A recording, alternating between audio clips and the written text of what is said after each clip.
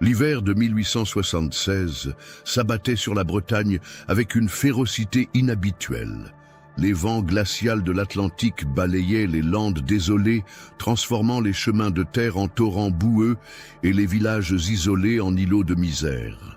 Dans cette contrée sauvage, où les superstitions se mêlaient encore aux traditions celtiques ancestrales, le docteur Émile Charbonneau progressait péniblement sur sa carriole, ses chevaux luttant contre les rafales qui secouaient violemment les branches nues des chênes centenaires. Charbonneau, médecin réputé de Paris, n'était pas homme à se laisser décourager par les intempéries. À 43 ans, sa réputation de praticien méticuleux et de chercheur perspicace lui avait valu la confiance de l'Académie de médecine française. Pourtant, ce jour-là, c'était une lettre mystérieuse du curé de Plougastel qu'il avait arrachée au confort de son cabinet parisien pour l'entraîner vers cette région reculée de Bretagne. La missive, rédigée d'une main tremblante, évoquait des anomalies troublantes au sein d'une famille locale et suppliait le docteur de venir examiner des cas qui défient l'entendement humain. Les mots choisis par le père Kerouac étaient suffisamment alarmants pour éveiller la curiosité scientifique de Charbonneau, habitué pourtant aux exagérations provinciales. Alors que sa carriole cahotait sur le sentier pierreux menant au village, le médecin observait le paysage désolé qui s'étendait autour de lui.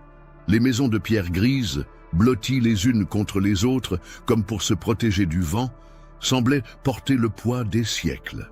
Les quelques habitants qu'il croisa détournaient le regard, leur visage marqué par une méfiance séculaire envers les étrangers. Cette région, isolée par sa géographie et sa langue, avait conservé des traditions que le reste de la France avait depuis longtemps abandonnées. Le village de Plougastel se dressait au fond d'une vallée encaissée, dominée par son église gothique dont le clocher pointu perçait le ciel plombé. Charbonneau remarqua immédiatement l'atmosphère particulière qui régnait dans les rues étroites. Les femmes, drapées dans leurs châles noirs traditionnels, chuchotaient entre elles en breton, leur conversation s'interrompant brusquement à son passage. Les enfants, d'ordinaire curieux face aux visiteurs, se cachaient derrière les jupons de leur mère, leurs grands yeux emplis d'une crainte inexpliquée. Assurez-vous de vous abonner à notre chaîne et de cliquer sur la cloche de notification. L'auberge du village, une bâtisse trapue aux poutres noircies par la fumée, accueillit le docteur dans une atmosphère feutrée. Marie-Jeanne Kerdal, la tenancière, une femme robuste aux joues rougies par l'alcool et le froid, l'installa près de l'âtre où crépitait un feu de tourbe. Malgré sa jovialité apparente, Charbonneau perçut dans ses regards furtifs une inquiétude qu'elle s'efforçait de dissimuler. « Alors, docteur de Paris, vous voilà donc venu pour les Dupont », murmura-t-elle en servant un bol de cidre chaud. Sa voix, habituellement forte et assurée, avait pris des inflexions presque respectueuses. « Le père Kerouac vous attend demain matin, mais permettez-moi de vous dire, cette famille, c'est pas des affaires ordinaires. » Marie-Jeanne jeta un coup d'œil vers les autres clients de l'auberge, des paysans taciturnes qui fumaient leurs pipes de terre en silence. Personne ne semblait prêter attention à la conversation, mais elle baissa néanmoins la voix jusqu'au chuchotement. « Les Dupont, ils vivent dans l'ancienne ferme de la Lande, à 2 lieues d'ici. Ça fait bien 4 générations qu'ils s'installent là-bas, depuis que le premier Pierre Dupont a acheté ces terres maudites. Mais voyez-vous, docteur, dans cette famille, ils ne se marient jamais avec les gens du village, toujours entre eux, comme s'ils étaient trop bons pour nous autres. » Elle marqua une pause, buvant une gorgée de cidre pour se donner du courage. Au début, on pensait que c'était de la fierté, vous comprenez. Ils avaient de l'argent, des terres, ils se prenaient pour de la noblesse. Mais avec le temps, les gens ont commencé à remarquer des choses étranges. Les enfants Dupont, ils se ressemblent tous d'une manière qui fait froid dans le dos. Même couleur d'yeux, même forme de visage, comme s'ils sortaient tous du même moule. Un frisson parcourut l'échine de Charbonneau. En tant que médecin, il avait déjà observé les effets de la consanguinité dans certaines familles aristocratiques, mais la description de Marie-Jeanne évoquait quelque chose de plus systématique, de plus délibéré. « Et récemment ?» demanda-t-il, espérant obtenir plus d'informations. « Récemment, docteur, La tenancière regarda une nouvelle fois autour d'elle, puis se pencha vers lui. Il y a eu ces deux enfants, Julien et Amélie. Des jumeaux nés il y a 18 ans. Mais ces enfants-là, mon Dieu docteur, ils sont pas comme les autres. Quand ils viennent au village pour les courses avec leur mère, les gens détournent le regard. Ils ont, comment dire, des formes qui sont pas naturelles. Le dos tordu, le visage qui pend d'un côté, les bras trop longs. Et pourtant, ils ont survécu, contrairement à... Elle s'interrompit brutalement, comme si elle venait de révéler un secret qu'elle n'aurait pas dû divulguer. Contrairement à quoi? Insista Charbonneau. Marie-Jeanne secoua la tête vigoureusement. Non, docteur, ça c'est pas à moi de vous le dire. Demain vous verrez le père Kerouac. Lui, il sait des choses qu'il a entendues en confession, des choses qui rongent son âme de prêtre depuis des années. Cette nuit-là, Charbonneau eut du mal à trouver le sommeil dans la petite chambre sous les combles que lui avait attribué Marie-Jeanne. Le vent hurlait contre les volets de bois et les craquements de la vieille charpente résonnaient comme des plaintes mystérieuses. Mais ce qui l'empêchait vraiment de dormir, c'était l'anticipation de ce qu'il découvrirait le lendemain. Son esprit scientifique bouillonnait déjà d'hypothèses sur les anomalies mentionnées par la tenancière. Au petit matin, emmitouflé dans son épais manteau de voyage, il se dirigea vers l'église où l'attendait le père Kerouac. Le prêtre, un homme âgé d'une 60aine d'années, au visage creusé par l'inquiétude, l'accueillit avec un soulagement visible. Ses mains tremblaient légèrement lorsqu'il serra celles du docteur, et ses yeux injectés de sang trahissaient des nuits blanches répétées. « Docteur Charbonneau, je vous remercie d'être venu si rapidement. Ce que j'ai à vous montrer, je prie chaque jour pour que Dieu me pardonne de n'avoir pas agi plus tôt. » Ils s'installèrent dans la sacristie, une pièce sombre aux murs ornés de statues pieuses. Le père Kerouac sortit d'un coffre en bois une liasse de documents jaunis par le temps. Registres paroissiaux, actes de naissance, certificats de décès. Voici ce que j'ai pu reconstituer au fil des années, en croisant mes registres avec ceux de mes prédécesseurs. La famille Dupont s'est installée ici en 1798, juste après la Révolution. Pierre Dupont, le patriarche, était un homme instruit qui prétendait fuir les troubles parisiens. Il a acheté des terres à bas prix, profitant de la vente des biens nationaux. Le prêtre étala les documents sur la table de bois massif, pointant du doigt les entries soigneusement calligraphiées. Regardez attentivement ces registres, docteur. Pierre Dupont a eu 4 fils, Jean, Paul, Antoine et François. Quand ils ont atteint l'âge adulte, devinez avec qui ils se sont mariés?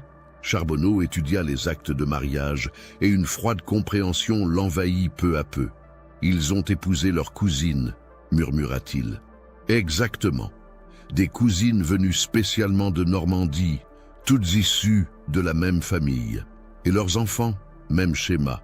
Génération après génération, les Dupont n'ont cessé de concentrer leur sang, de le purifier, comme ils disaient. Mais regardez maintenant les registres de décès. Le père Kerouac sortit une autre série de documents, et Charbonneau sentit son estomac se nouer. Page après page, il découvrit une litanie macabre. Des dizaines d'enfants Dupont morts en bas âge, officiellement de faiblesse constitutionnelle ou de mal congénital. La fréquence de ces décès était statistiquement aberrante. « Mon Dieu !» souffla le médecin. « Combien d'enfants sont morts ainsi ?» Selon mes calculs, docteur, sur les 4 générations, plus de 40 nouveau-nés n'ont pas survécu à leur première année. Mais ce qui me trouble le plus, ce sont les circonstances de ces décès. Jamais de médecin appelé, jamais de témoins extérieurs à la famille, et toujours la même formule dans les déclarations, rappelée à Dieu par sa miséricorde. Le père Kerouac se leva et arpenta nerveusement la sacristie, ses pas résonnant sur les dalles de pierre. J'ai longtemps fermé les yeux, docteur, longtemps cru que ces tragédies répétées étaient la volonté divine. Mais quand Julien et Amélie sont nés, il y a 18 ans, j'ai compris que quelque chose de monstrueux se passait dans cette famille. Que voulez-vous dire? Ces enfants auraient dû mourir selon la logique des Dupont. Leur déformation était évidente dès la naissance. Pourtant, ils ont été épargnés. Pourquoi? J'ai mis des années à comprendre, mais je crois maintenant connaître la réponse. Le prêtre s'arrêta devant une statue de la Vierge Marie, ses mains jointes dans une prière silencieuse. « Ils ont été gardés vivants comme témoins, docteur, comme preuve vivante de l'échec de leur expérience. Parce que oui, c'est bien d'une expérience qu'il s'agit. Les Dupont croient dur comme fer qu'ils peuvent créer une lignée parfaite en éliminant toute influence extérieure. Et quand un enfant naît imparfait, eh bien, ils considèrent que c'est un échec qu'il faut corriger. » Charbonneau sentit une nausée l'envahir. En tant que médecin parisien, il avait été confronté aux théories eugénistes qui commençaient à circuler dans les milieux scientifiques, mais jamais il n'avait imaginé qu'une famille puisse les appliquer de manière si systématique et si cruelle. Vous pensez qu'ils tuent délibérément leur nouveau-né mal formé? Je ne pense pas, docteur. J'en suis certain, et j'ai honte de ne pas avoir eu le courage de les dénoncer plus tôt. Mais voyez-vous, les Dupont sont influents dans la région. Ils possèdent beaucoup de terres, emploient de nombreux fermiers. Et puis, qui m'aurait cru? Un vieux prêtre de campagne contre une famille respectée? Le père Kerouac retourna vers la table et pointa un doigt tremblant vers le dernier registre ouvert. Mais maintenant, nous avons Julien et Amélie. Ils vivent, ils grandissent. Ils sont la preuve de ce que devient le sang Dupont quand il ne peut plus se cacher derrière le mensonge de la perfection. Et leur mère, Marguerite Dupont, commence à comprendre l'horreur de ce qu'elle a contribué à perpétuer. Comment pouvez-vous en être si sûr? Parce qu'elle est venue me voir la semaine dernière, en pleurs, rongée par la culpabilité. Elle m'a avoué des choses qui glacent le sang. Et elle m'a supplié de faire venir un médecin de Paris, quelqu'un d'assez compétent pour comprendre et documenter ce que sa famille a fait. Le silence s'installa dans la sacristie, troublé seulement par le sifflement du vent dans les vitraux. Charbonneau réfléchissait aux implications de ce qu'il venait d'apprendre. Si les soupçons du père Kerouac étaient fondés, il se trouvait face à l'un des cas les plus atroces de sélection artificielle jamais documentés en France. « Quand pourrais-je examiner ces enfants ?» demanda-t-il finalement. « Cet après-midi, si vous le souhaitez, j'ai envoyé un message à Marguerite hier soir. Elle vous attend à la ferme. Mais préparez-vous, docteur. Ce que vous allez voir marquera à jamais votre conception de l'humanité. » L'après-midi même, accompagné du père Kerouac qui avait insisté pour l'escorter, Charbonneau prit la direction de la ferme Dupont. Le chemin serpentait à travers la lande désolée, bordée de murets de pierres sèches qui délimitaient d'anciens pâturages aujourd'hui abandonnés à la végétation sauvage. L'atmosphère était lourde, chargée d'une humidité glaciale qui s'infiltrait jusqu'aux os. Au fur et à mesure qu'il s'éloignait du village, le paysage devenait plus sauvage, plus inhospitalier. Les genêts épineux et les ajoncs formèrent des fourrés impénétrables, et çà et là d'antiques menhirs dressaient leurs silhouettes menaçantes contre le ciel plombé. Cette région de Bretagne semblait coupée du monde, préservée dans un état primitif, qui favorisait l'isolement et le secret. « Regardez bien cette terre, docteur », murmura le père Kerouac en désignant les champs en friche. « Elle a été fertile autrefois, mais depuis que les Dupont l'exploitent, elle se dessèche année après année, comme si la malédiction de cette famille s'étendait à tout ce qu'elle touche. La ferme Dupont apparut au détour d'un bosquet de chênes torturés par les vents marins. C'était une imposante bâtisse de granit gris, construite selon l'architecture traditionnelle bretonne, mais qui dégageait une impression de froideur et de répulsion inexplicable. Les volets de bois sombre étaient clos sur la plupart des fenêtres, donnant à l'ensemble l'aspect d'un visage aux yeux bandés. La cour, pavée de pierres irrégulières, était curieusement vide de toute présence animale. Pas de poules picotant dans la boue, pas de chiens courant à la rencontre des visiteurs, pas de chats se prélassant au soleil. Un silence de mort régnait sur les lieux. Avant même qu'ils aient pu frapper à la lourde porte de chêne cloutée, celle-ci s'ouvrit en grinçant. Marguerite Dupont apparut dans l'embrasure, et Charbonneau ne put retenir un léger sursaut. Cette femme d'une quarantaine d'années avait dû être belle autrefois, mais son visage portait maintenant les stigmates d'une souffrance profonde. Ses cheveux châtains, prématurément striés de blanc, étaient tirés en un chignon sévère qui accentuait la maigreur de ses joues creusées. Mais ce qui frappait le plus, c'étaient ses yeux. d'un bleu très pâle, presque transparent. Il brillait d'un éclat fiévreux qui trahissait un esprit rongé par l'angoisse. « Père Kerouac, docteur Charbonneau, dit-elle d'une voix éteinte, je vous attendais. Entrez, je vous prie. » L'intérieur de la ferme était à l'image de son extérieur, froid et oppressant. Les pièces, meublées de façon spartiate avec des meubles de chêne massif noircis par l'âge, baignaient dans une pénombre perpétuelle. Les murs épais et blanchis à la chaux étaient ornés de portraits de famille, qui semblaient tous avoir été peints par le même artiste, tant les visages se ressemblaient d'une génération à l'autre. Ces physionomies identiques, aux yeux clairs et aux traits angulaires, créaient une sensation troublante de déjà-vu permanent. Marguerite les conduisit dans ce qui devait être le salon principal, une vaste pièce dominée par une cheminée monumentale où brûlait un feu chétif. Elle leur proposa du thé qu'elle servit dans une porcelaine fine, mais ses mains tremblaient si fort que les tasses s'entrechoquaient dans un cliquetis nerveux. « Docteur », commença-t-elle après s'être assise sur une chaise droite, les mains crispées sur ses genoux, « le père Kerouac vous a-t-il expliqué pourquoi je souhaitais vous rencontrer? Il m'a fait part de ses préoccupations concernant votre famille, » répondit prudemment Charbonneau. « J'aimerais beaucoup examiner vos enfants, particulièrement les jumeaux dont il m'a parlé. » Un sanglot étranglé échappa à Marguerite. Elle porta une main à sa bouche, luttant visiblement pour conserver son contrôle. « Mes enfants, oui, il faut que vous les voyiez. Il faut que le monde sache ce que nous avons fait, ce que j'ai fait. » Elle se leva brusquement et se dirigea vers une commode sur laquelle étaient disposés plusieurs registres reliés de cuir. D'une main tremblante, elle en ouvrit un et le posa devant Charbonneau. « Voici les archives de notre famille, docteur. Tout y est consigné, génération après génération. Les naissances, les morts, les mariages et les sélections. » Le mot « sélection » résonna dans la pièce comme un glas. Charbonneau ouvrit le registre et commença à déchiffrer l'écriture soignée qui remplissait les pages jaunies. Ce qu'il découvrit dépassait ses pires appréhensions. Le document était organisé comme un arbre généalogique, mais avec des annotations troublantes. À côté de chaque nom d'enfant figuraient des commentaires détaillés. Couleur des yeux conforme, structure osseuse satisfaisante, développement mental normal, ou au contraire, asymétrie faciale détectée, malformation des membres, signe de dégénérescence.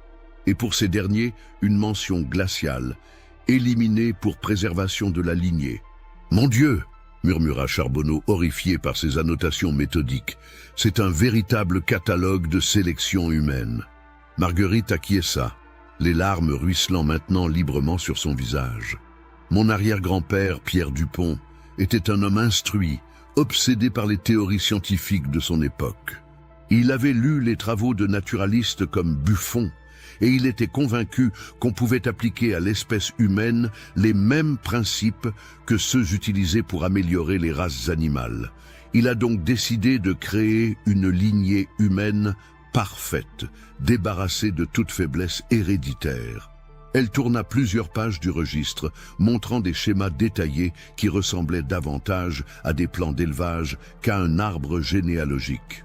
Regardez ces diagrammes, docteur. Chaque mariage était planifié avec une précision chirurgicale. Chaque enfant était évalué dès sa naissance selon des critères physiques et mentaux stricts. Ceux qui ne correspondaient pas aux standards disparaissaient. Dites-nous en commentaire de quelle ville ou région vous nous suivez. Charbonneau étudiait les documents avec une fascination horrifiée. L'ampleur du système mis en place par les Dupont était stupéfiante. Sur 4 générations, ils avaient méthodiquement éliminé tout ce qui pouvait être considéré comme une imperfection, créant une lignée d'une homogénéité physique troublante, mais payant le prix fort en termes de diversité génétique. « Et vos enfants actuels ?» demanda-t-il doucement. « J'ai eu 7 enfants, docteur. 5 ont été jugés conformes et ont survécu. Mais les jumeaux, Julien et Amélie, ils portent en eux toutes les tares accumulées par des générations de consanguinité. Ils auraient dû mourir selon la logique familiale, mais... » Elle hésita, cherchant ses mots. « Mais mon mari, Henri Dupont, a refusé de les supprimer. Pas par compassion, hélas, mais parce qu'il voulait les conserver comme exemple de ce qu'il ne fallait pas reproduire. Ils vivent, docteur, mais comme des témoins vivants de notre échec. Un bruit de pas traînant se fit entendre dans le couloir, accompagné d'une respiration sifflante. Marguerite se raidit. « Les voici », murmura-t-elle. « Préparez-vous, docteur. Préparez-vous à voir ce que devient l'humanité quand on la prive de sa diversité naturelle. » La porte s'ouvrit lentement et deux silhouettes apparurent dans l'embrasure. Julien et Amélie Dupont, 18 ans, entrèrent dans la pièce avec la démarche hésitante de ceux qui ont appris à se méfier des regards extérieurs. Le choc fut immédiat pour Charbonneau. Ces deux êtres, malgré leur âge adulte, ne mesuraient de guère plus d'1,50 m. Leurs corps étaient voûtés, leur colonne vertébrale déformée par une scoliose sévère qui les obligeait à marcher penchés vers l'avant. Leur visage, d'une pâleur cireuse, présentait une asymétrie marquée. L'œil droit plus haut que le gauche, la mâchoire déviée, donnant à leurs expressions un aspect perpétuellement tourmenté. Mais ce qui frappait le plus Charbonneau, c'était leur ressemblance troublante avec tous les portraits accrochés au mur. Ces déformations semblaient être l'aboutissement extrême des traits caractéristiques des Dupont, comme si des générations de consanguinité avaient fini par produire une caricature grotesque de la physionomie familiale. « Julien, Amélie ?» dit doucement Marguerite, « voici le docteur Charbonneau dont je vous ai parlé. Il est venu de Paris pour vous aider. » Les jumeaux échangèrent un regard, et Charbonneau fut surpris par l'intelligence qu'il put lire dans leurs yeux déformés. Malgré leur handicap physique, ces deux êtres semblaient avoir conservé toutes leurs facultés mentales. « Bonjour, docteur », dit Julien d'une voix éraillée mais articulée. « Mère nous a dit que vous alliez enfin révéler notre secret au monde. Est-ce vrai ?» La maturité de cette question, posée avec une gravité inhabituelle chez un jeune homme de 18 ans, toucha profondément le médecin. Il comprit que Julien et Amélie étaient parfaitement conscients de leur situation, de ce qu'ils représentaient, et qu'ils avaient vécu toute leur vie avec le poids de cette connaissance. « Je suis ici pour comprendre », répondit-il honnêtement, « pour documenter scientifiquement ce qui s'est passé dans votre famille, et peut-être pour que de tels actes ne se reproduisent jamais. » Amélie s'approcha en claudiquant, ses membres disproportionnés lui donnant une démarche saccadée.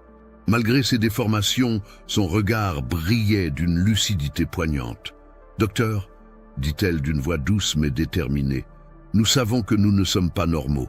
Nous savons aussi que nos frères et sœurs qui sont morts ne sont pas morts de maladie. Nous les avons entendus pleurer la nuit avant qu'ils se taisent pour toujours. » Un silence glacial s'abattit sur la pièce. Marguerite sanglotait maintenant ouvertement, et le père Kerouac murmurait des prières en breton. Charbonneau, malgré son expérience médicale, se sentit bouleversé par cette révélation. Ses enfants avaient grandi en sachant que leur survie était une exception, une anomalie dans un système qui aurait dû les éliminer. « Amélie » murmura-t-il, « accepteriez-vous que je vous examine, vous et votre frère ? Ce sera peut-être difficile, mais c'est important pour la science, pour empêcher que d'autres familles... » « Nous acceptons », répondirent les jumeaux d'une seule voix, avec une détermination qui força l'admiration du médecin.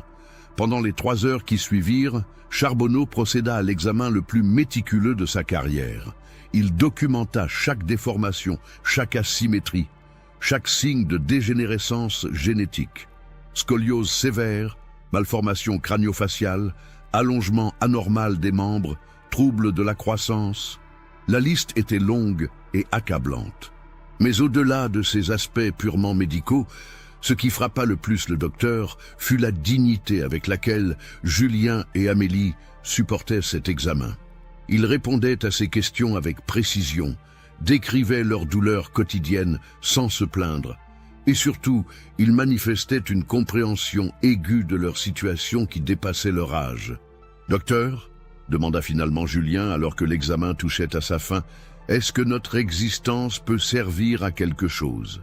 Est-ce que notre souffrance peut au moins éviter que d'autres vivent ce que nous vivons ?» Charbonneau, ému aux larmes, posa une main sur l'épaule déformée du jeune homme. « Votre courage et votre lucidité serviront d'exemple, Julien. Votre histoire sera racontée, étudiée, et elle contribuera à faire progresser la science médicale. Vous n'aurez pas souffert en vain.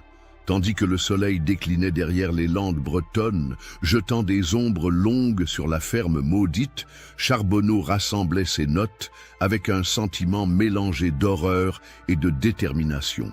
Il avait devant lui l'un des cas les plus documentés de dégénérescence génétique jamais observés, mais aussi l'histoire d'une famille qui avait sacrifié son humanité au nom d'un idéal scientifique dévoyé. Cependant, il ignorait encore qu'il n'avait découvert qu'une partie de la vérité. Le pire restait à venir, caché dans les fondations même de cette ferme sinistre, dans un secret que même Marguerite n'osait pas encore révéler entièrement. Le 3e jour de sa visite, Charbonneau avait établi ses quartiers dans une chambre d'amis de la ferme Dupont, à la demande expresse de Marguerite, qui souhaitait qu'il puisse observer la famille dans son quotidien. L'atmosphère de la maison était devenue moins oppressante depuis qu'elle avait commencé à révéler ses secrets, comme si le fait de parler libérait peu à peu l'air vicié qui stagnait entre ses murs depuis des décennies. Henri Dupont, le patriarche actuel, était absent depuis le début de la visite du docteur. Selon Marguerite, son époux était parti régler des affaires dans une ferme voisine. Mais Charbonneau soupçonnait plutôt qu'il fuyait cette confrontation avec la réalité de ses actes. Cette absence convenait parfaitement au médecin, qui pouvait ainsi poursuivre ses investigations sans contrainte. Ce matin-là, alors qu'une pluie fine fouettait les carreaux de la cuisine où il prenait son petit déjeuner avec Marguerite et les jumeaux, Charbonneau remarqua un détail qui avait échappé à son attention jusqu'alors. En observant Julien qui se déplaçait avec difficulté pour atteindre le garde-manger, il nota que le jeune homme évitait systématiquement de poser le pied sur certaines dalles du sol. « Julien » demanda-t-il avec curiosité, « pourquoi évitez-vous de marcher sur ces pierres particulières ?» Le jeune homme échangea un regard inquiet avec sa sœur et sa mère. Un silence gêné s'installa dans la cuisine, troublé seulement par le crépitement du feu dans l'âtre.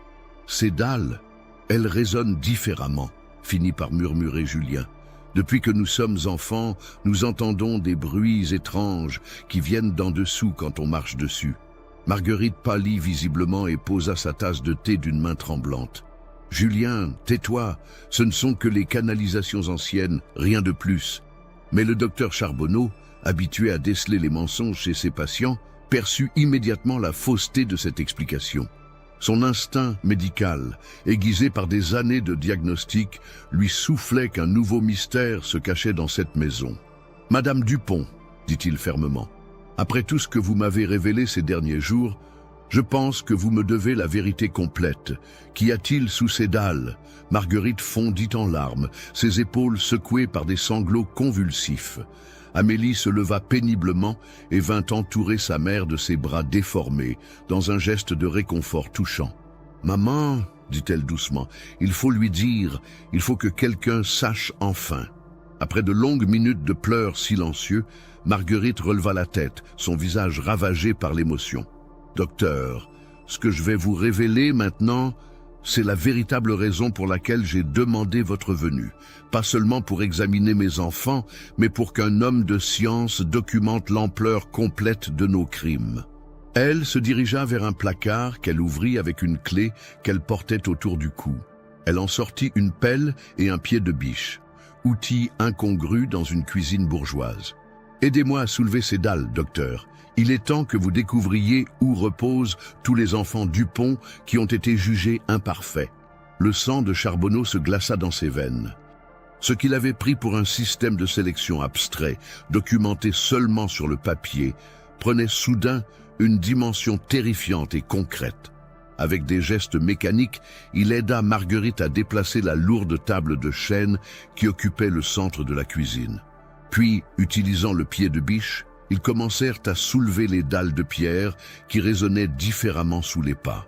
La première dalle révéla un spectacle qui hanterait Charbonneau pour le reste de ses jours. Dans une cavité creusée à même la terre, parfaitement organisée et étiquetée, reposaient les ossements de dizaines de nouveau-nés. Chaque petit squelette était accompagné d'une plaquette de métal gravée indiquant le nom, la date de naissance et de mort, ainsi que la déficience qui avait motivé l'élimination. Pierre-Antoine Dupont, né le 12 mars 1834, mort le 13 mars 1834, bec de lièvre sévère. Marie-Claire Dupont, née le 8 juillet 1841, morte le 9 juillet 1841. Malformation des membres inférieurs. Jean-Baptiste Dupont, né le 23 novembre 1855, mort le 25 novembre 1855. Signe de crétinisme. La liste semblait interminable. Charbonneau, malgré son expérience des morgues parisiennes, fut pris d'un haut-le-cœur en découvrant cette nécropole domestique. L'organisation méticuleuse de ce charnier familial révélait une froideur calculatrice qui dépassait l'entendement. « Mon Dieu » souffla-t-il, « combien sont-ils » Marguerite, maintenant résignée à révéler l'intégralité de l'horreur, souleva d'autres dalles. « 43 enfants, docteur ! 43 bébés tués de leurs propres mains par leurs parents et grands-parents au nom de la pureté de la race Dupont. » Sous une autre dalle, Charbonneau découvrit quelque chose d'encore plus troublant. Un journal détaillé, rédigé de différentes écritures selon les époques, qui documentait minutieusement chaque infanticide. Les descriptions étaient d'une précision clinique glaçante. 15 mars 1834, élimination de Pierre-Antoine. Méthode, étouffement par oreiller. Durée, 3 minutes. Aucune résistance notable. Corps inhumé dans la cavité numéro 1. 10 juillet 1841, élimination de Marie-Claire. Méthode, privation d'allaitement. Durée, 4 jours. Agonie prolongée mais nécessaire pour éviter les soupçons. Corps inhumé dans la cavité numéro 2. Chaque entry était signé, assumé, revendiqué même par son auteur. Les Dupont n'agissaient pas dans la honte ou le secret, mais avec la conviction profonde qu'ils accomplissaient une œuvre scientifique noble. Julien et Amélie, malgré leur jeune âge, observaient ces révélations avec un calme troublant. Ils connaissaient manifestement l'existence de cette crypte depuis longtemps. « Nous les entendions parfois », expliqua Amélie d'une voix monocorde. « Les nuits de grand vent, on aurait dit qu'ils pleuraient sous nos pieds.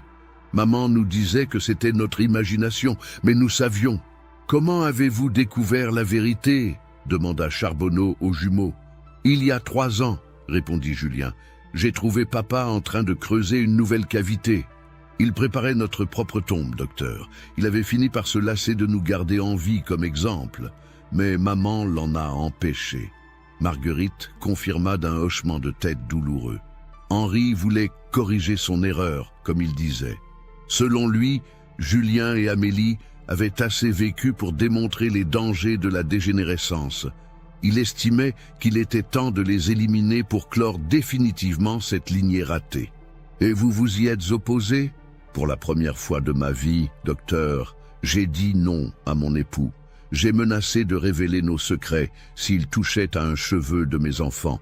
C'est à partir de ce moment que j'ai commencé à comprendre l'horreur de ce que nous avions fait, de ce que j'avais laissé faire. » Charbonneau continuait à explorer la crypte souterraine, découvrant que l'ensemble s'étendait sous une grande partie de la maison.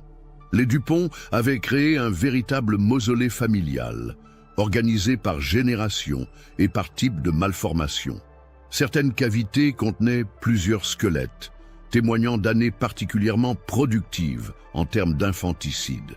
Mais la découverte la plus troublante l'attendait dans la dernière cavité. Contrairement aux autres, celle-ci ne contenait pas d'ossements, mais des instruments, des oreillers tachés, des fioles contenant des résidus de substances toxiques, des cordons utilisés pour le stranglement. Un véritable arsenal de morts silencieuses, soigneusement conservé et entretenu de génération en génération. Ces objets, expliqua Marguerite d'une voix blanche, sont transmis de père en fils comme des reliques familiales. Chaque patriarche Dupont reçoit ce kit de purification lors de son mariage avec les instructions détaillées sur les méthodes à employer selon l'âge et la constitution de l'enfant à éliminer. Le médecin parisien, habitué pourtant aux curiosités morbides de la science, se sentit vaciller. Il venait de découvrir non pas une famille de meurtriers impulsifs, mais une dynastie d'eugénistes méthodiques qui avait perfectionné l'art de l'infanticide sélectif sur 4 générations. « Madame Dupont », dit-il après avoir repris ses esprits, « cette découverte change tout. Nous ne sommes plus seulement face à un cas médical de consanguinité, mais face à l'un des crimes les plus systématiques jamais documentés en France. Je sais, docteur. Et c'est exactement pour cette raison que je voulais que vous veniez. Il faut que quelqu'un de votre stature scientifique témoigne de ces atrocités.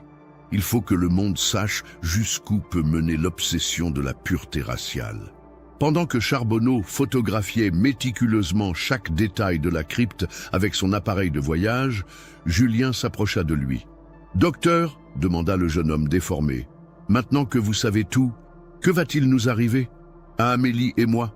La question était posée avec une maturité déchirante. Ces 2 êtres, marqués à vie par les crimes de leur famille, se retrouvaient maintenant face à un avenir incertain. Témoins vivants d'une abomination, ils risquaient de devenir des curiosités scientifiques ou des pièces à conviction dans un procès retentissant. Charbonneau posa une main paternelle sur l'épaule voûtée de Julien. « Vous serez protégé, je vous le promets. Votre courage à révéler ces secrets vous honore, et la science vous doit une reconnaissance éternelle. Vous ne serez plus jamais des victimes, mais des héros qui auront contribué à empêcher que de telles horreurs se reproduisent. » Alors qu'il refermait les dalles sur cette crypte de l'horreur, Charbonneau comprit qu'il tenait entre ses mains l'un des dossiers les plus explosifs de l'histoire médicale française. Mais il ignorait encore qu'Henri Dupont, le patriarche absent, préparait son retour et qu'il n'avait nullement l'intention de laisser ces révélations quitter l'enceinte de sa propriété. Le piège allait se refermer sur le petit groupe et la véritable nature d'Henri Dupont, bien plus dangereuse que tout ce qui avait été révélé jusqu'alors, allait bientôt se dévoiler dans toute sa violence meurtrière. Le 4e jour, vers la fin de l'après-midi, alors que Charbonneau achevait de cataloguer ses observations dans le bureau qu'il avait improvisé dans l'ancienne chambre d'amis, un bruit de sabots résonna dans la cour pavée. Henri Dupont était de retour. Marguerite, qui cousait près de la fenêtre en surveillant ses enfants, pâlit instantanément. Ses mains se mirent à trembler si violemment qu'elle dut poser son ouvrage. « Il ne devait pas revenir avant demain », murmura-t-elle, une terreur visible dans ses yeux délavés. « Mon Dieu, s'il apprend ce que nous avons révélé !» Depuis la fenêtre, Charbonneau observa l'homme qui descendait de sa carriole avec des gestes brusques et colériques. Henri Dupont était un colosse d'une 50aine d'années, aux épaules massives et aux mains énormes forgées par le travail de la terre. Son visage, taillé à la serpe, portait les traits caractéristiques de la famille, mais amplifiés jusqu'à la caricature. Le front bas et proéminent, les mâchoires carrées, les yeux d'un bleu glacial qui semblait ne jamais scier. Une barbe grisonnante, taillée avec soin, encadrait une bouche aux lèvres fines, perpétuellement serrée, en un rictus de dédain. « Docteur », chuchota Marguerite en se précipitant vers lui, « vous devez cacher vos notes, vos photographies. Henri ne doit pas savoir que nous avons ouvert les dalles. S'il découvre… » Elle n'acheva pas sa phrase, mais son expression terrifiée en disait long sur ce qu'elle redoutait. Charbonneau rassembla rapidement ses documents les plus compromettants et les dissimula dans sa sacoche médicale. Il garda néanmoins à portée de main ses notes générales sur l'examen des jumeaux qui pouvaient justifier sa présence sans éveiller immédiatement les soupçons. Les pas lourds d'Henri résonnèrent dans l'escalier, puis dans le couloir. La porte du bureau s'ouvrit brutalement, sans que l'homme ait pris la peine de frapper. Il se dressa dans l'embrasure, emplissant l'espace de sa présence imposante et menaçante. « Alors, dit-il d'une voix grave et rauque, voici donc le fameux docteur parisien dont ma femme m'a parlé dans sa lettre. » Il entra dans la pièce et referma la porte derrière lui d'un geste qui résonna comme un claquement de piège. Charbonneau, malgré son statut de médecin respecté et sa prestance naturelle, se sentit soudain diminué face à cette force brute qui émanait du patriarche Dupont. « Monsieur Dupont, » répondit-il en s'efforçant de garder un ton professionnel, « j'ai terminé l'examen de vos enfants. Je dois dire que leur cas présente un intérêt scientifique considérable pour… » Henri l'interrompit d'un geste brutal de la main. « Épargnez-moi vos discours savants, docteur. Je sais exactement pourquoi vous êtes ici. Ma femme, dans sa faiblesse féminine, a cru bon de faire appel à vous pour soulager sa conscience. Mais voyez-vous, contrairement à elle, je n'éprouve aucun remords pour ce que notre famille a accompli. » Il s'approcha de Charbonneau, si près que le médecin put sentir son haleine chargée d'alcool et de tabac. « Nos ancêtres ont eu la vision et le courage de faire ce que la nature fait instinctivement chez les animaux, éliminer les faibles pour préserver la force de l'espèce. Nous avons créé une lignée exceptionnelle, débarrassée des tares héréditaires qui polluent l'humanité commune. Mais vos propres enfants, Julien et Amélie, osa objecter Charbonneau, ne démontre-t-il pas l'échec de cette méthode? Le visage d'Henri se durcit encore, ses mâchoires se contractèrent. Ces deux-là sont effectivement la preuve que notre sang a atteint ses limites. C'est pourquoi j'ai décidé qu'il était temps de clore définitivement cette lignée. Julien et Amélie sont les derniers Dupont, docteur. Après eux, plus personne ne portera ce nom. Que voulez-vous dire exactement?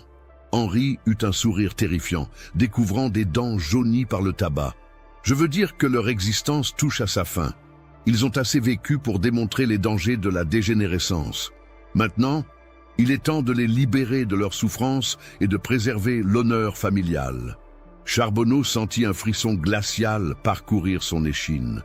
Cet homme parlait du meurtre de ses propres enfants avec la même froideur clinique qu'un vétérinaire évoquant l'abattage d'animaux malades. « Monsieur Dupont, vous ne pouvez pas être sérieux. Ce sont vos enfants, votre chair et votre sang. » Précisément, docteur. Et c'est parce que c'est mon sang que j'ai le droit et le devoir de décider de leur sort. Julien et Amélie comprennent parfaitement la logique de cette décision. Ils savent qu'ils sont une aberration, une erreur qu'il convient de corriger.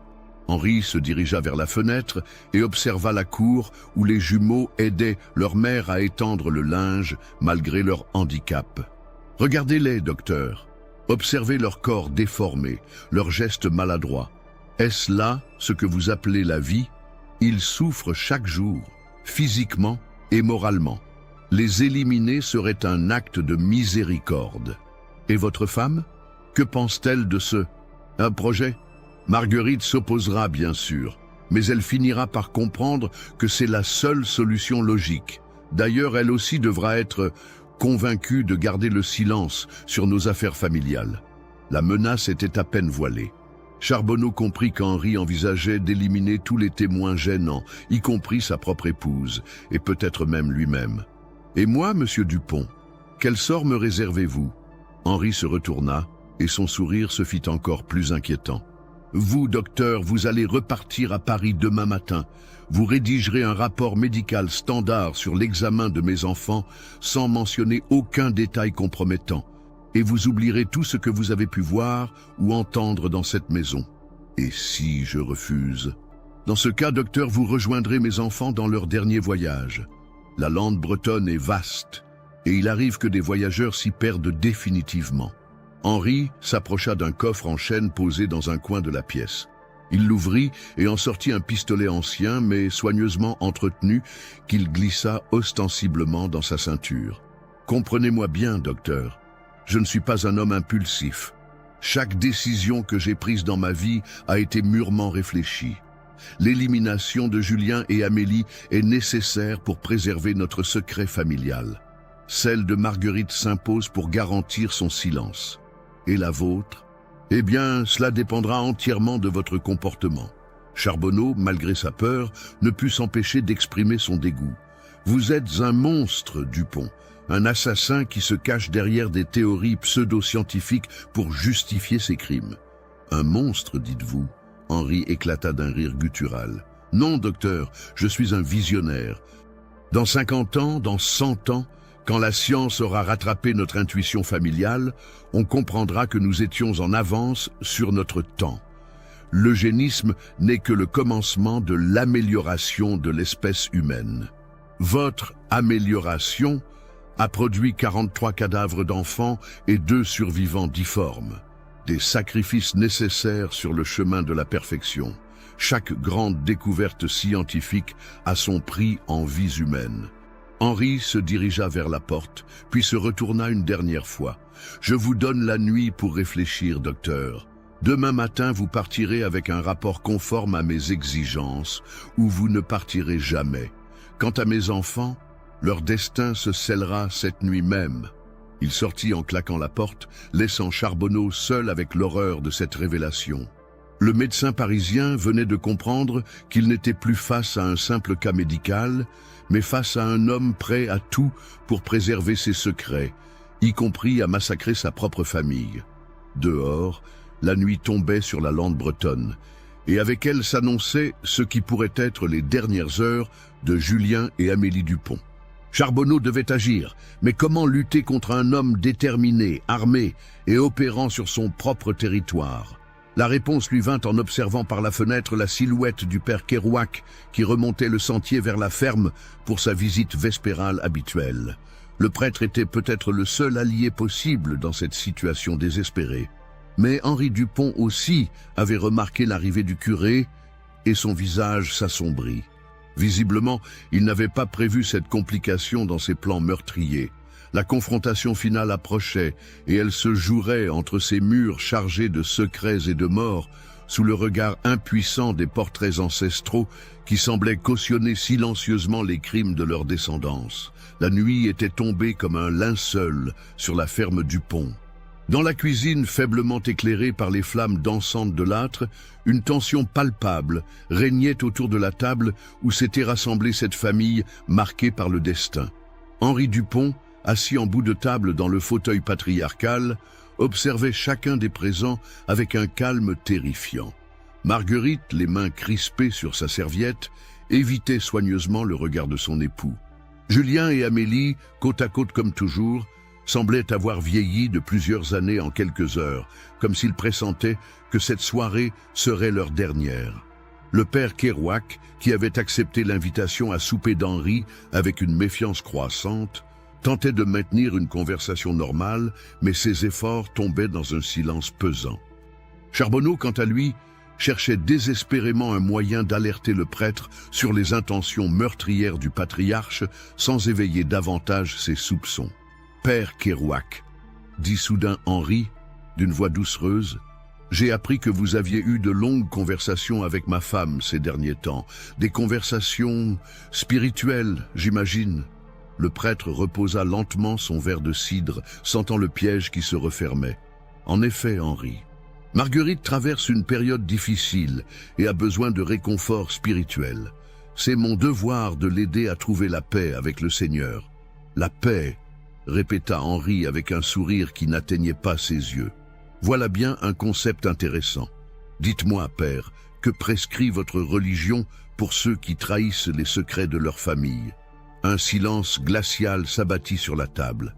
Marguerite ferma les yeux, comprenant que son époux savait tout.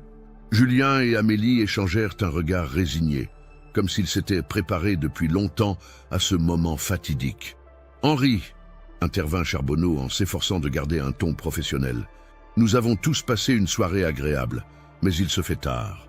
Peut-être devrions-nous... » « Restez assis, docteur, ordonna Henri d'une voix qui avait perdu toute courtoisie. La soirée ne fait que commencer.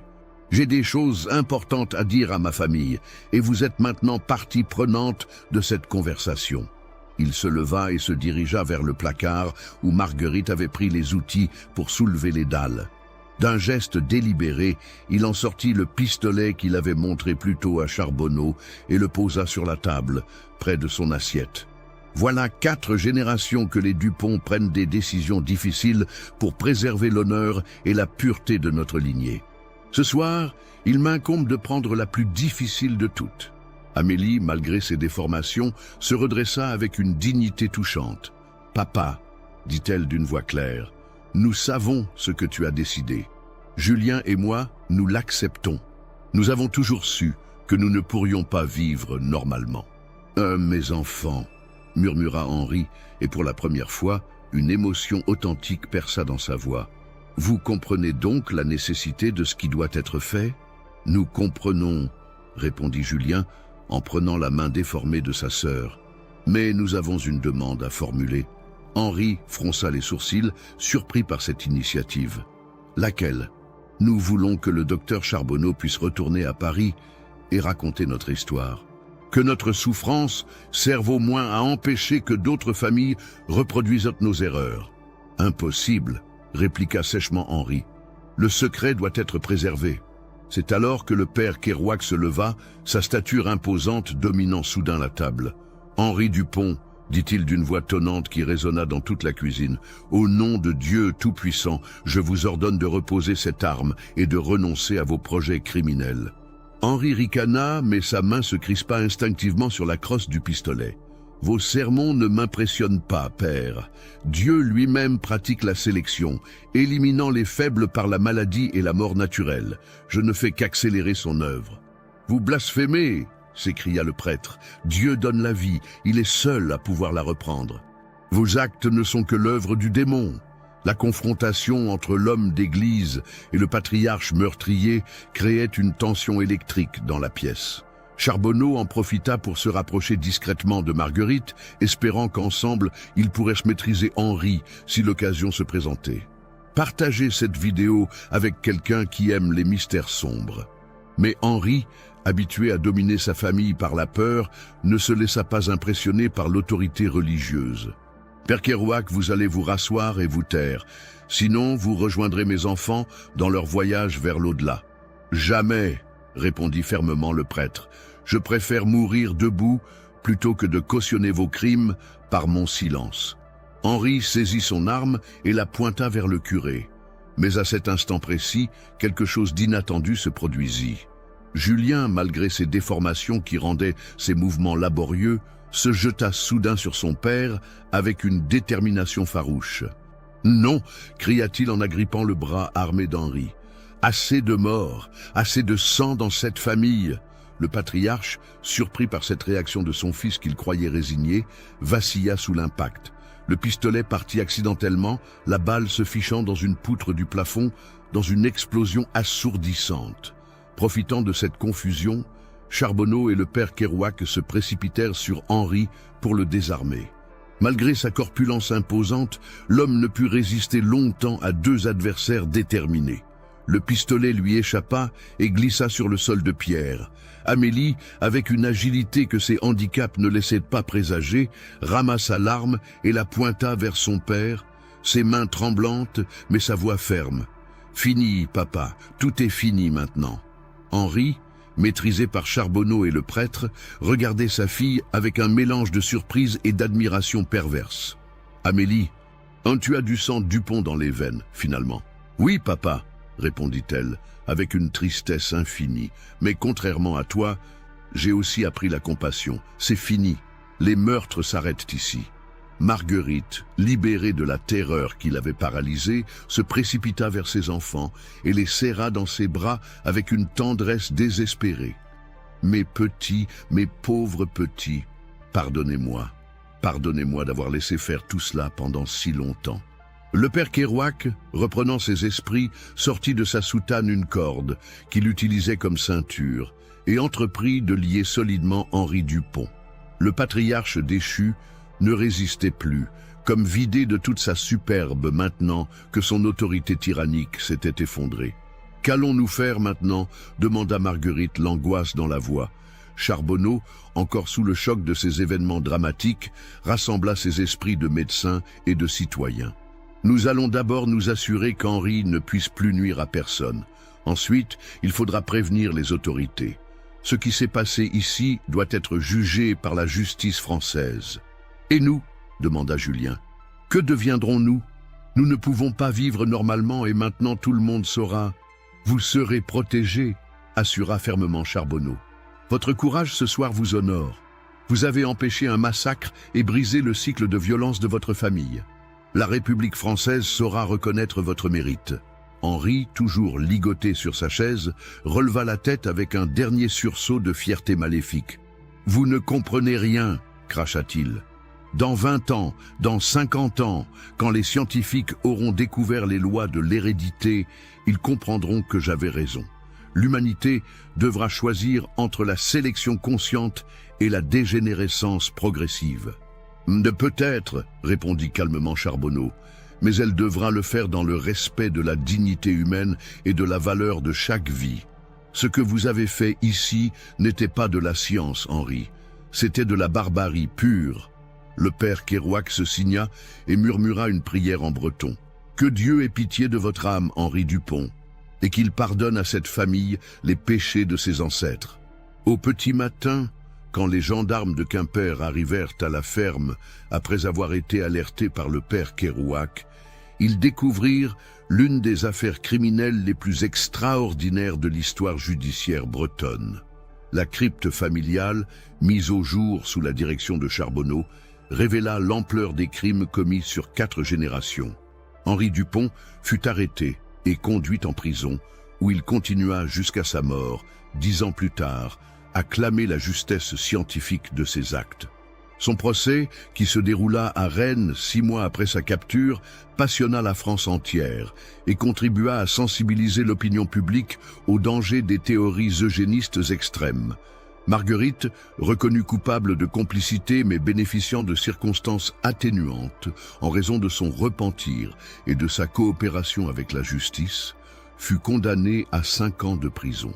Elle consacra le reste de sa vie, après sa libération, à œuvrer dans un orphelinat parisien, s'occupant d'enfants abandonnés ou handicapés.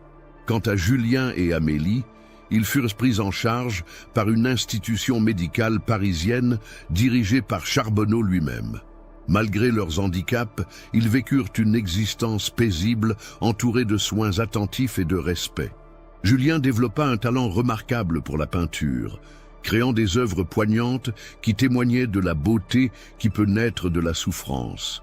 Amélie, quant à elle, devint une aide-soignante exceptionnelle, sa propre expérience de la douleur lui permettant de comprendre et de soulager celle des autres.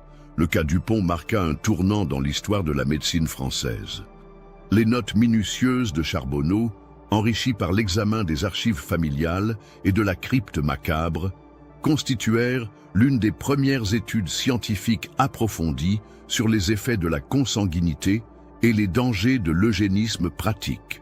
Ces conclusions, publiées dans les Annales de médecine en 1877 sous le titre « De la dégénérescence héréditaire et des crimes contre l'humanité, étude du cas Dupont », firent sensation dans toute l'Europe. L'ouvrage contribua à discréditer les théories eugénistes les plus extrêmes et à établir des garde-fous éthiques pour la recherche médicale. L'ancienne ferme Dupont fut rasée par ordre du tribunal, et les restes des 43 enfants victimes furent inhumés dignement dans le cimetière de Plougastel, sous une stèle qui porte encore aujourd'hui cette inscription: « À la mémoire des innocents sacrifiés à l'orgueil humain, que leur souvenir nous garde de la barbarie. » Le père Kerouac, traumatisé par ces révélations, quitta la Bretagne pour se retirer dans un monastère où il passa ses dernières années à prier pour le repos des âmes innocentes et la rédemption des criminels. Ses mémoires, retrouvées après sa mort, constituent un témoignage bouleversant sur les ravages que peuvent causer les idéologies extrêmes dans des communautés isolées. 10 ans après ces événements, alors que la France entrait dans une nouvelle décennie, Charbonneau retourna en Bretagne pour rendre visite au lieu du drame. Lalande avait repris ses droits sur l'ancienne propriété Dupont, et seuls quelques murets de pierre témoignaient encore de l'existence de cette ferme maudite. Accompagné de Julien et Amélie, maintenant adultes et apaisés, il se recueillit sur la tombe collective des enfants victimes. Les jumeaux, malgré leur déformation qui ne s'était jamais résorbée, avaient acquis une sérénité remarquable. « Docteur, » dit Amélie, en déposant un bouquet de fleurs sauvages sur la stèle, « croyez-vous que leur sacrifice aura servi à quelque chose ?» Charbonneau, les cheveux maintenant grisonnants, observa le paysage paisible de cette Bretagne qui avait retrouvé sa tranquillité. « Oui, Amélie, votre histoire, leur histoire, a déjà empêché bien des crimes. Chaque fois qu'un scientifique sera tenté de franchir les limites de l'éthique, chaque fois qu'une famille voudra jouer avec les lois de l'hérédité, le nom de Dupont résonnera comme un avertissement. » Julien, appuyé sur sa canne, acquiesça gravement. « Nous avons brisé la malédiction, n'est-ce pas, docteur? Nous avons été les derniers Dupont, et avec nous s'est éteinte cette lignée maudite. Plus que cela, répondit Charbonneau avec émotion. Vous avez transformé une histoire de haine en leçon d'humanité. Votre courage a sauvé l'honneur de votre nom. Alors que le soleil se couchait sur la lande bretonne, projetant des ombres dorées sur les ajoncs en fleurs, le petit groupe redescendit vers le village de Plougastel. Dans l'église, où une messe était célébrée par le successeur du père Kerouac, ils allumèrent des cierges pour les âmes des enfants disparus et pour tous ceux qui, par le monde, luttent contre les tentations de la barbarie. L'histoire de la famille Dupont était close, mais son enseignement perdurait. Dans les facultés de médecine, dans les tribunaux, dans les consciences éclairées, résonnait encore cette leçon terrible et nécessaire. La science sans conscience n'est que ruine de l'âme et l'orgueil humain peut conduire aux pires abominations.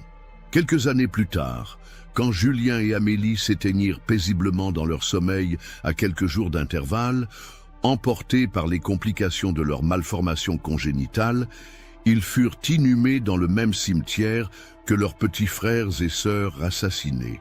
Leur épitaphe, rédigée par Charbonneau lui-même, résume parfaitement leur existence exceptionnelle. Ici reposent Julien et Amélie Dupont. Marqués par la faute de leurs ancêtres, ils ont choisi la voie de la rédemption. Leur courage a brisé le cycle de la violence et sauvé l'honneur de l'humanité. Que leur exemple inspire les générations futures. Aimez pour soutenir notre contenu et abonnez-vous pour ne pas manquer les prochaines histoires. Aujourd'hui encore, dans les archives de l'Académie de médecine française, le dossier Dupont fait partie des documents les plus consultés par les étudiants en histoire de la médecine. Il rappelle à chaque nouvelle génération de praticiens que le progrès scientifique ne peut se faire au mépris de la dignité humaine et que la vraie grandeur réside non pas dans la pureté fantasmée d'une race, mais dans la diversité et la solidarité de l'espèce humaine tout entière. L'histoire de cette famille bretonne, née de l'orgueil et de l'aveuglement, transformée par le courage et la compassion, demeure l'un des témoignages les plus poignants sur la capacité de l'être humain, à la fois au pire et au meilleur. Elle nous rappelle que c'est dans nos choix et non dans notre hérédité que réside notre véritable humanité.